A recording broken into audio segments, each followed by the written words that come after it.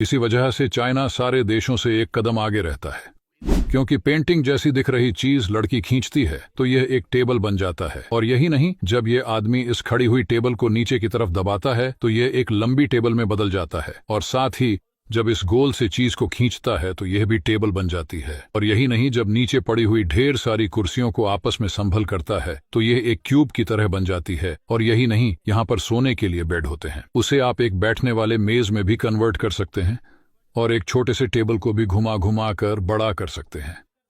China जैसे देशों में जब लकड़ी की मदद से कोई चीज बनानी होती है तो लोग पहले उस लकड़ी को वाटर के कांटेक्ट में अच्छी तरीके से पका लेते हैं, जिसकी वजह से ये लकड़ी पहले से काफी ज्यादा फ्लेक्स और मजबूत हो जाती है। फिर उस लकड़ी को किसी भी आकार में लाने के लिए इस तरह के टूल का इस्तेमाल करते हैं और लकड़ी इतने मुड़ने के बाद भी जरा सा भी नहीं टूटता, जिसकी मदद से लोग तरह तरह की चीजें बना लेते हैं। अब देखो, चाइना में ऐसे मशीन आने लगे हैं जिनकी मदद से आप अपने मूड के हिसाब से अपने नाखून को प्रिंट कर सकते हैं। देखो, बस आपको अपने नाखून को इस मशीन के बीच में ऐसे रखना है और मशीन कुछ ही सेकंड में आपके मूड के हिसाब से आपके नाखून पर चित्र बना देगी। यदि ये डॉग इस रेलवे स्टेशन पर नहीं होता तो न जाने कितने लोग इस ट्रेन से नीचे गिरकर अपनी जान को गंवा देते। दरअसल ये कोई नॉर्मल डॉग नहीं है, बल्कि इसे ऐसा करने के लिए इसे ट्रेनिंग दिया गया है, क्योंकि लंच करने के टाइम पर जब भी गार्ड लंच करने के लिए चले जाते थे तो उस बीच आने जाने वाले ट्रेन का देख रेख करने के लिए कोई भी नहीं था। इसलिए इस डॉग को स्पेशल ट्रेनिंग दी गई और यह काम इसे सौंप दिया गया और इसके द्वारा किए गए काम का पैसा इसके मालिक को दिया जाता है।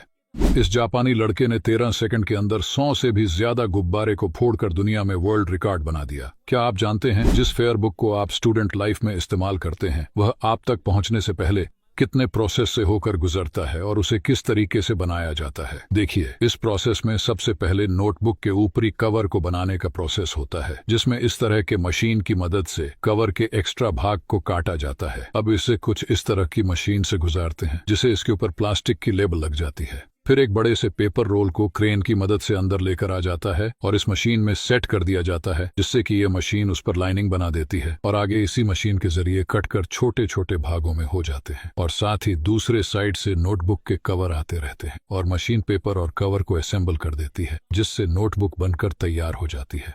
जापान जैसे देशों में जब माउंटेन के ऊपर टावर बनाना होता है तो पहाड़ों पर एक जगह से दूसरी जगह पर सामान को ले जाना काफी ज्यादा मुश्किल होता है और इसी वजह से वहां पर किसी भी सामान को एक जगह से दूसरे जगह पर ले जाने के लिए हेलीकॉप्टर का इस्तेमाल किया जाता है। मगर जब सूख जाती है तो उससे दाने निकालने का काम बाकी रह जाता है और हाथों से मकई के दाने निकालने में लोगों के पसीने छूट जाते हैं। पर देखो, चाइना की यह मशीन मकड़ी के अंदर से कुछ सेकंड के अंदर मकड़ी के दाने को निकाल देती है। दोस्तों, आपने चाय से टोस्ट को तो खाया ही होगा, लेकिन जरा एक बार जापान में बनाए जाने वाले इस टोस्ट को देखिए, जिसमें लोग मैदे के आटे को मीट के अंदर लपेटकर पकाते हैं और इसे जापान के लोग बड़े ही शौक से खाते हैं।